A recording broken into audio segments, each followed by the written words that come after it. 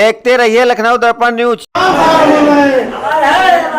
काशीराम साहब अमर रहे, अनवर काशीराम साहब अमर रहे, बाबा साहब अम्बेडकर अमर रहे।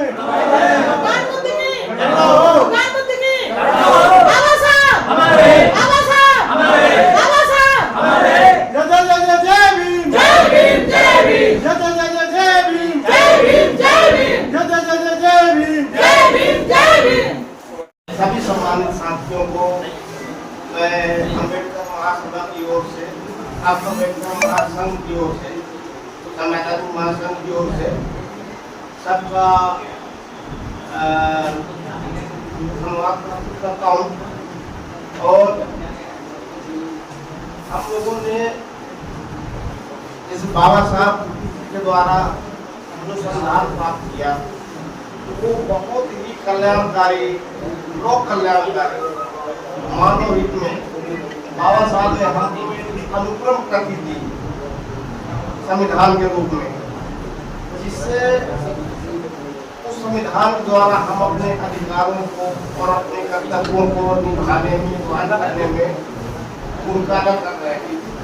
और संविधान के जरिए ही हम लोगों को जो वास्तविक जीवन धारण हम लगातार देख रहे हैं 10 सालों से संविधान को धीरे धीरे छीन किया जा रहा है, नष्ट करने के प्रयास में रहे हैं। तो उसी कड़ी में हम लोगों ने सब आपस में मिल करके डॉक्टर अम्बेडकर मैदानी महासंघ का निर्माण किया। भाई हम संविधान के द्वारा जो हमको कुछ प्रदान किया गया है, संविधान नहीं बचेगा तो हमारे लोग कहाँ जाएंगे, हम लोग कैसे रहेंगे, और ये जिम्मेदारी बनती है हम लोगों की। तो उसमें हम लोगों ने ये किया कि हम अगर पहले पद बनाएंगे, फला करेंगे, ढिगा करेंगे तो छोटा और बड़ा महसूस होगा। और हम लोगों ने उसके लिए सभी को संयोजक बना लिया, कोई छोटा हो बड़ा हो सब संयोजक रहे, बन करके सब बराबर से काम करने के लिए तैयार हुए। और हमने हालांकि 2023 से हम लोगों ने शुरू कर दिया था इसको, 24 में हमने इसकी विधिवत रूपरेखा तैयार कर दी और हमने कार्य रूप में पारित करना शुरू कर दिया। जैसे कि हमने 28 अप्रैल को यात्रा निकाली अम्बेडकर महासंघ की संविधान बचाने के तहत, और फिर हमने 14 अप्रैल को वो जो हमारे रथ है वो लगातार पूरे प्रदेश में चले, पूरे प्रदेश में 75 जिलों में। लास्ट में हमने जो हमारे आए लोग करके 14 अप्रैल को हमने यहाँ 25 लाख दीपक जलाने का हम लोगों ने जो संकल्प में रखा था कि भाई हम एक दूसरा कैसे प्रदर्शित करें। हालांकि बहुत से लोगों ने इसका विरोध किया कि आपका दीपक जलाने का कोई औचित्य नहीं बनता है, आप लोग हृदय में उसको बात अपने रखिए। तो हमने कहा ठीक है, हम बाबा साहब पूजा के विरोध में थे, लेकिन पूजा नहीं है वो हम लोगों को सचेत कर रहे हैं, जागरूक कर रहे हैं किसी भी तरीके से। जैसे मान लिया हम लोग मानो काशीराम साहब ने आंदोलन चलाया, तो उन्होंने भाई हमारे पास नेता नहीं थे, उन्होंने जो कर्नाटक गाने के माध्यम से कोई खंजरी वाला बाबा साहब के विचारों को प्रेरणा देने के लिए तो उनको जैसे समझ में आया वैसे लोगों को समझाने का प्रयास किया। उसी तरीके हम इस संविधान को बचाने के लिए जैसा लोगों को अच्छा लगा, उचित लगता है, उस तरह को शुरू किया। और हम आगे चलकर इसको इस महासंघ को की जो नीतियाँ आएंगी वो आपको प्रदर्शित होगी, दिखेगी। लेकिन हम कर क्या रहे हैं, तो हम कर ले कोई फायदा नहीं।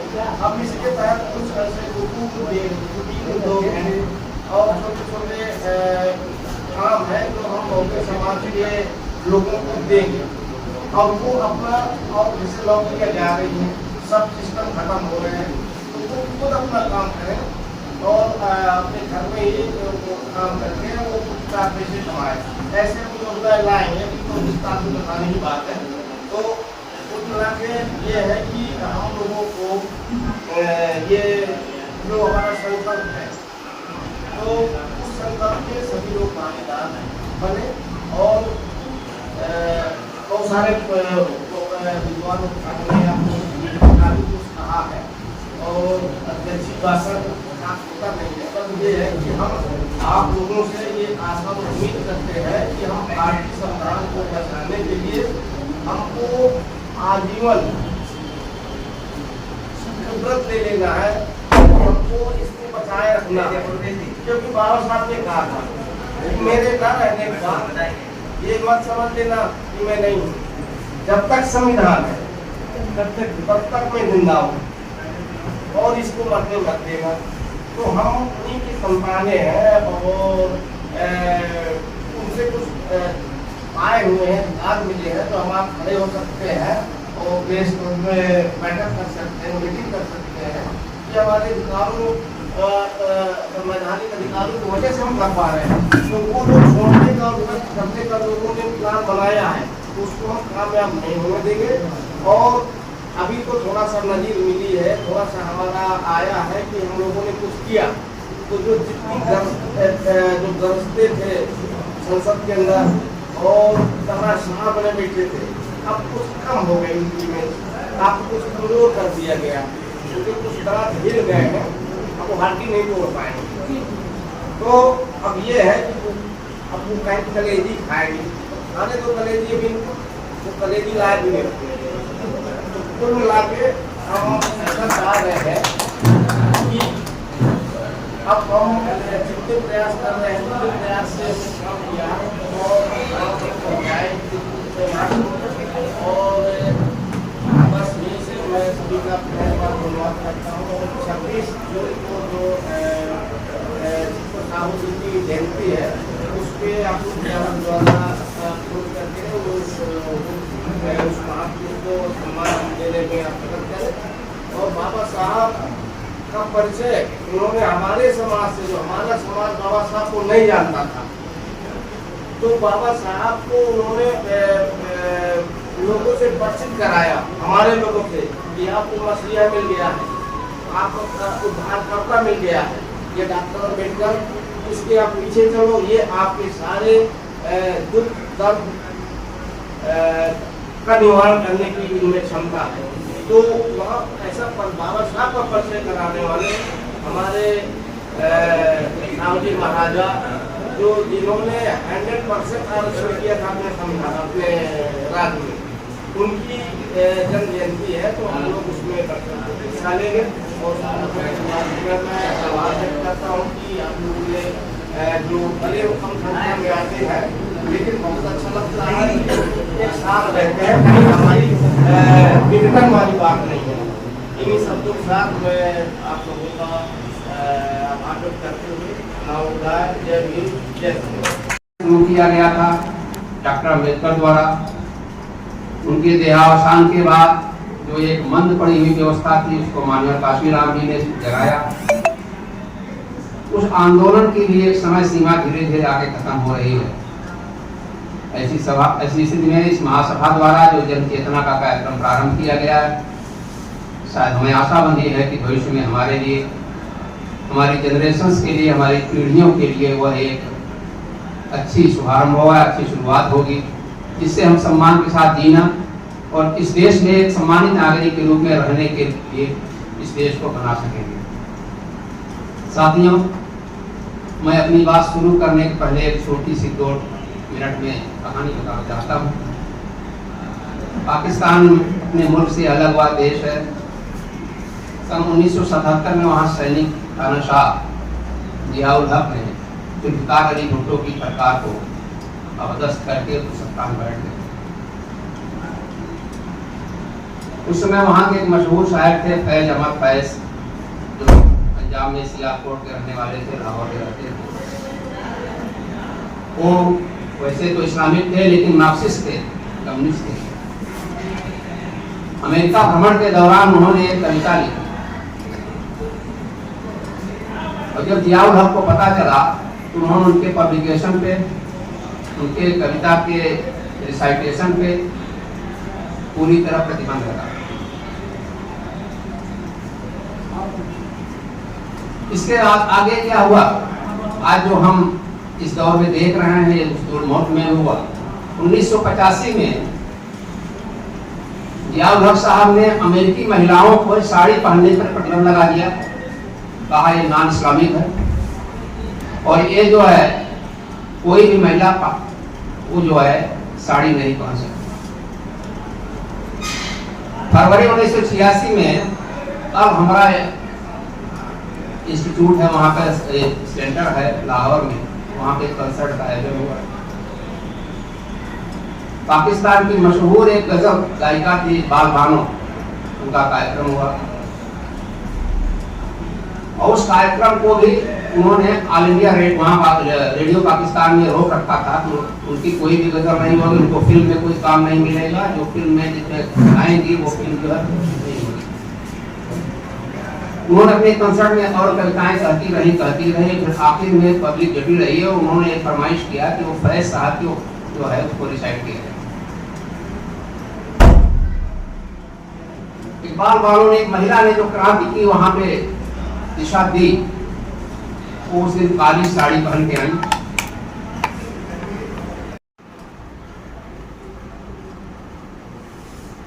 और साड़ी एक विरोध था जो दुनिया में रेजिस्टेंस और डिफाइंस के लिए एक सिंबल है।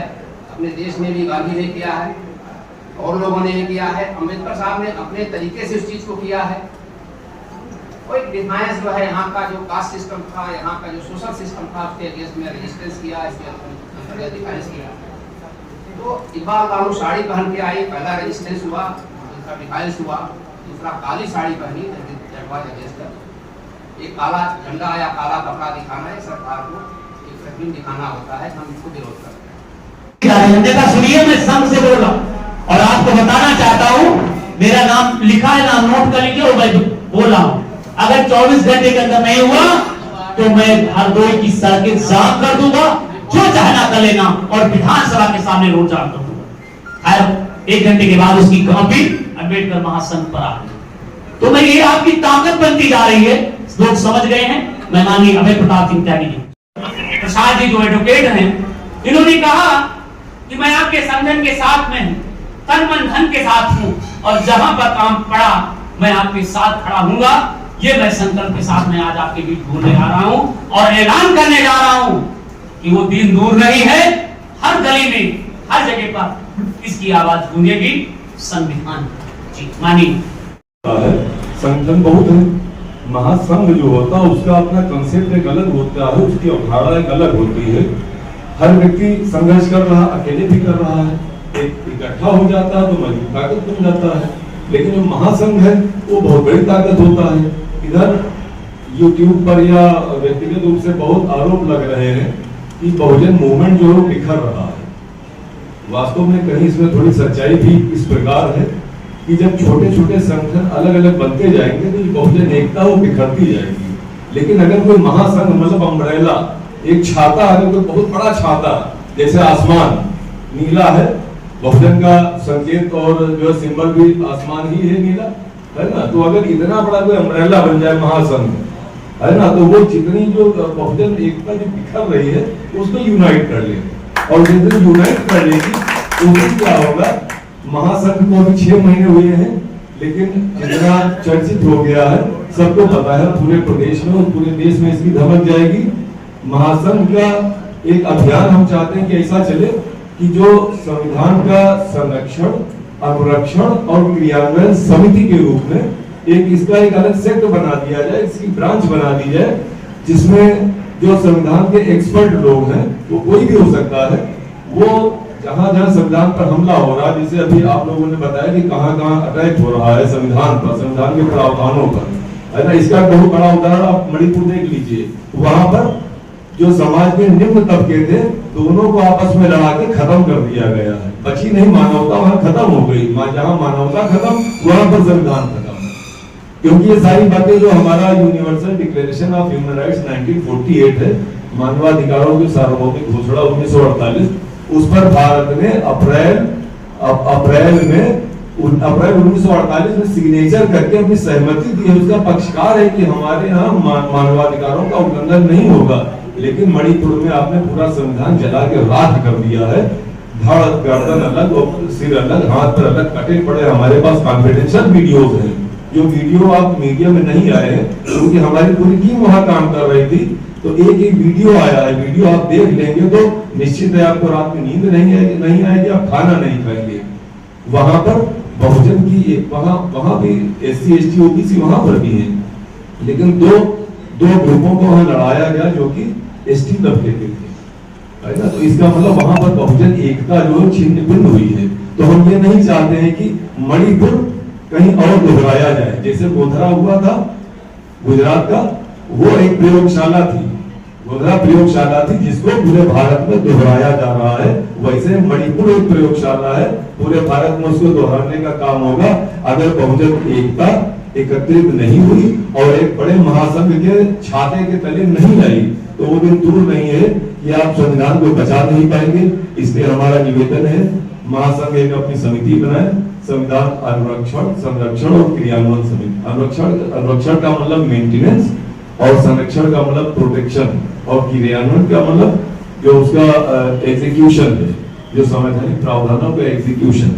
तो ये हमारी छोटी सी बात है, लेकिन आप लोग ज्यादा बुद्धिमान है, बहुत लंबे समय से हैं, हम इतने काबिल नहीं कि आपको कोई सजेशन दे सके, लेकिन उम्मीद है कि महासंघ हमारी इस बात पर गौर करेगा और ये बात दूर तक जाएगी। तो इतना हमें मालूम है, इतना अंतरात्मा की आवाज है कि ये अगर आपने बना लिया तो इसके माध्यम से महासंघ बहुत दूर तक जाएगा और बहुत मजबूती से आगे बढ़ेगा। धन्यवाद। परमानंद प्रसाद एडवोकेट बहुत अच्छी जानकारी दी, इसके लिए मैं बधाई के पात्र हूँ। और मैं माननीय साहब को बताना चाहूंगा, इसमें जितने सामाजिक संगठन हैं उत्तर प्रदेश के, किसी भी सामाजिक संगठन, जब ये तमाम दल मिल करके एक पार्टी सरकार चला सकते हैं, जहां धन दौलत की बात करते हैं, यहाँ तो कोई धन मिलते नहीं, तो हम पूरे तमाम सामाजिक संगठन एक मंच पर आ सकते हैं और यहाँ पर अध्यक्ष बनने की कोई होड़ नहीं लगी। हम तो कोई अध्यक्ष बन जाओ, हमको उसका छोटा सा कार्यकर्ता बनो और हम सबसे पीछे रहो। ये अभी महासंघ ने जो कार्यक्रम किया है, ये कोई अध्यक्ष बन के काम नहीं किया, ये जबरदस्ती हमारे मुझे अध्यक्ष को थोप दिया गया कि आप अध्यक्ष बने। मैं अध्यक्ष नहीं बना, हमारे यहाँ जितने हैं सब राष्ट्रीय संयोजक हैं, सभी अध्यक्ष हैं हमारे यहाँ, सभी मालिक, सभी का नेतृत्व किया गया है। और मैं चाहूंगा इस पर विचार करेंगे। हमारे बीच में माननीय रेखा रानी जी है, जी हैं, जो वर्तमान में बधाई के पात्र हैं, 10 हो गए हैं, आज हमारे बीच में नहीं आए। वो हमारे इसके सलाहकार थे, उनको वो विभाग दिया गया, न्यायिक प्रक्रिया विभाग दिया। दूसरा हमारे बीच रामचंद्र पटेल जी हैं, जो प्रशासनिक विभाग देखेंगे। माननीय गंगा प्रसाद मौर्य जी, जो पूर्व मंत्री है माननीय मुख्यमंत्री जी के, इनको विशेष कार्य दिया गया कि आप कई मुख्यमंत्री हैं, आप वजदी रहे हैं, आपको शासन प्रशासन जानता है, आप जाकर के गरीबों की समस्या का हल करें। दूसरा काम मैंने दिया महिलाओं के उत्पीड़न के, डॉक्टर सत्या दोरे का समाप्त नहीं ठीक है, उनका दिया गया कि आप महिलाओं के उत्पीड़न पर विशेष काम करें, जिसका नेतृत्व करने के लिए सोनम गौतम जी और हमारे बीच में विमला रावत जी बैठी हुई है, काम करें। डॉक्टरों की पैनल पार्टी टिकट होती है, हमें शिक्षा, स्वास्थ्य और सम्मान मिलना चाहिए, इसलिए दूसरा पैनल तैयार किया कि डॉक्टरों का, हमारे बीच में डॉक्टर प्रजापति जी हैं और डॉक्टर पीके यादव जी शायद अभी आए थे, चले गए हैं। हमने कहा कि हमारे संगठन से कोई भी व्यक्ति जुड़ेगा, वो निश्चित रूप से अगर बीमार होता है उसको 1 पैसे नहीं लगेगा, जाइए हमारे अस्पताल में इलाज कराइए। उन्होंने संगठन के नाम से एसडी मेमोरियल हॉस्पिटल है छठे मील पर, आप जाइए, 1 पैसे का आपका पैसा पेमेंट नहीं करना है, हमारे संगठन जुड़े हैं, आपको केवल दवाई का पैसा देना, उसमें भी छूट दिलाएंगे और आपको कोई बेड चार्ज नहीं, कोई डॉक्टर फीस नहीं, आप फ्री आपका इलाज कराएंगे। तो हम लोगों ने इस तरीके से काम करना शुरू कर दिया है और हमारे बीच में और डॉक्टर साहब हैं, जो जीवन साहब ने, इस तरीके से हमारे बीच में भाई पंडित प्रदीप पासी जी ने हैं, जैसे इन्होंने कहा कि लिटरेचर छपाई का काम होना चाहिए। पंडित प्रदीप पासी ने कहा कि किसी भी बंदे को छापना हो, समाज की जरूरत हो, आप कागज का पैसा भी दीजिए, निश्चित रूप से मैं काम करूंगा। तो इस तरीके से हमारे बीच में जितने साथी हैं, अभय प्रताप त्यागी जी हैं, इन्होंने इस तरीके से काम किया है। हमारे अन्य साथी जैसे रहमान साहब हैं, अन्य साथी हमारे हैं जो अपने अपने दायित्व किया गया, इसका सुझाव दिया, इसके लिए बहुत बहुत बधाई की पात्र है। जितना हमारा पैनल बढ़ता जा रहा है उतने लोग आप उस बोर्ड ऑफ कमेटी में रहेंगे, जो निर्णय होगा सभी के सहमत से होगा। अध्यक्ष माने हमारे यहाँ सभी अध्यक्ष हैं, सभी की सहमत से ये किया जाएगा। ये देखिए हमारा पहला संकल्प जब तक नहीं रुकेगा। अभी हमारी बहन चला रही थी देश में हमारा राष्ट्र ऐसे मुताबिक उसमें जो है अपना योगदान करें और इसी तरीके से हमारा जो है ये आगे बढ़ेगा मिशन। इसी के साथ में दिनों में शहर में तो महिलाएं थोड़ा आगे निकल भी रही है, लेकिन ग्रामीण क्षेत्र की महिलाएं तो बिल्कुल भी निकल नहीं पा रही हैं। और ये बाबा जी की देन है जो महिलाएं जागरूक हो रही हैं और हम लोग प्रयास कर रहे हैं। हमारी साथी बहनें गांव-गांव जाकर के लोगों को जागरूकता अभियान चला रही है कि संविधान के बारे में जाने और समझे, क्योंकि बिना जानकारी के अभाव में हम लोग आगे नहीं बढ़ पा रहे हैं और कोई सहयोग नहीं कर रहा है। और जहाँ तक मूल अधिकारों की बात की गई है, मूल अधिकार ही तो है संविधान की जड़, जहाँ पे हम लोग आज यहाँ पे खड़े हैं, एक साथ बैठे हुए हैं। स्पेशली जो हमारा आर्टिकल 14 है 24 का, जहाँ पे हम सबके समक्ष खड़े हैं। और अभी हमारे सभी बंधुओं ने बताया कि हमारे मूल अधिकार के साथ साथ जो हमारे कर्तव्य हैं उनका भी हमें निर्वाह करना चाहिए। और हमारी जो भी टीमें हैं लगातार बना दी गई हैं अलग अलग, और हम लोग इस पर काम कर रहे हैं।